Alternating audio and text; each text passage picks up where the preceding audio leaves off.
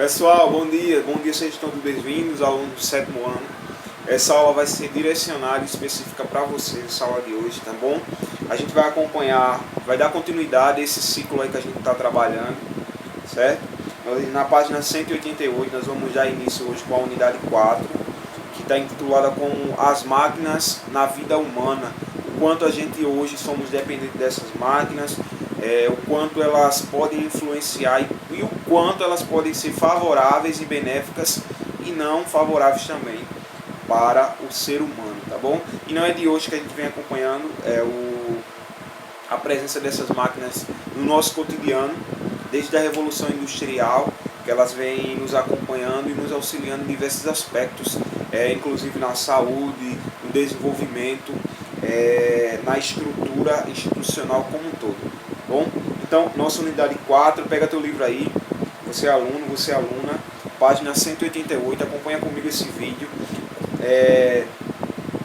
assista um vídeo com calma, entendam isso que a gente está trabalhando, que está falando. Toda dúvida, só me procurar que a gente vai tentar sanar essa dúvida, tá? Então aqui o livro diz o seguinte: conta uma lenda que a arma nos deu nórdico Thor.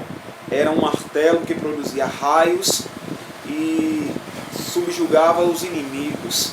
É compreensível que um mito como esse associe ao martelo a ideia da força e do poder, pois essa ferramenta foi uma das grandes responsáveis pelas conquistas humanas e que nos trouxeram até aqui.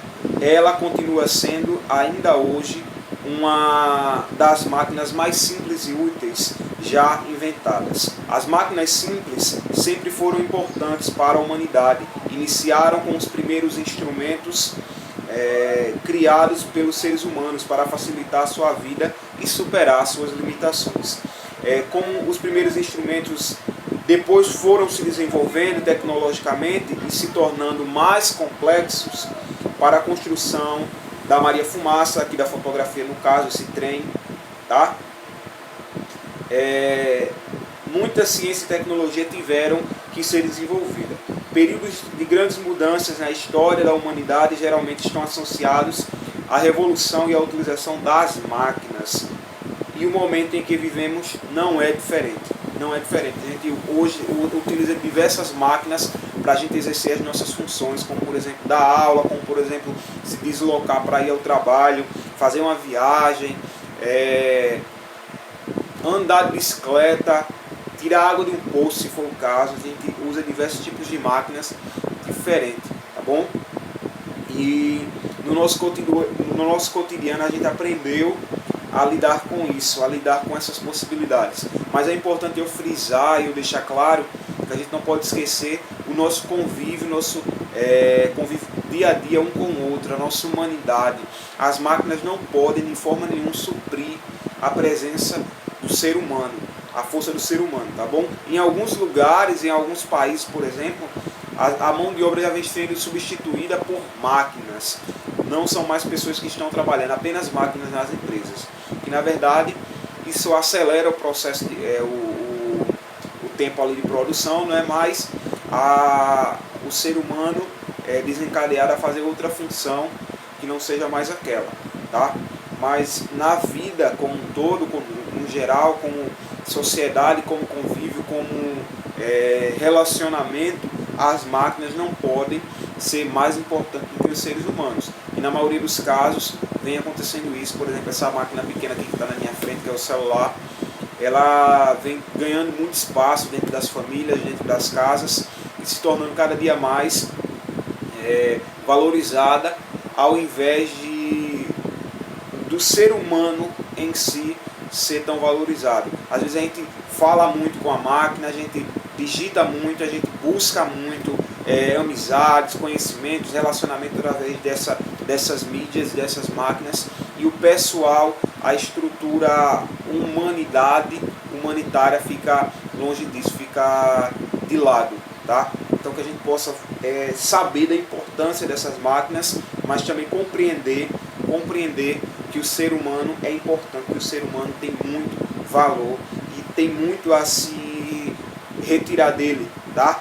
A se construir, a se buscar. Aí tem aqui 3 perguntas, eu vou deixar marcado para vocês. Como seria a nossa vida se algumas máquinas simples, como um abridor de latas ou a tesoura, um carrinho de bebê, como seria a nossa vida sem eles? A segunda, você conhece uma máquina que no passado era diferente do que hoje, qual é ela? Você conhece alguma máquina que no passado ela está diferente agora no presente? E qual é essa máquina? Aí a terceira, pergunta a seus pais ou avós ou outras pessoas adultas como era a vida há 30 anos, sem computador, sem internet, e conte aí no seu caderno, escreva, faça esse relato dessas 3 perguntas, certo? Aqui vamos para a página 190. As máquinas simples. Em nosso dia a dia vivemos cercados de máquinas, desde as simples até as complexas. Máquinas simples são os alicates, as pinças, as rampas inclinadas, as alavancas, os quebra-nozes e vários outros objetos e instrumentos que facilitam a realização do dia a dia. Assim como existem máquinas simples, existem também máquinas complexas, que podem ser formadas pela junção de diversas máquinas simples ou contar com dispositivos mais sofisticados em sua composição, como é o caso dos aparelhos eletrônicos. Um exemplo de máquina mais complexa é o automóvel, o carro, né? E outro é o computador, que é bem complexo mesmo. É importante saber mais sobre ela, pois notamos cada dia mais dependente dessas máquinas de transporte, para se locomover, de computador, de celular, de smartphone, na questão da comunicação, na questão do desenvolvimento também da sociedade. Os automóveis também utilizam recursos eletrônicos e elétricos, mas seu funcionamento baseia-se principalmente nas peças que se deslocam, que se movem, puxando e empurrando, girando e etc. Dizemos que esse tipo de funcionamento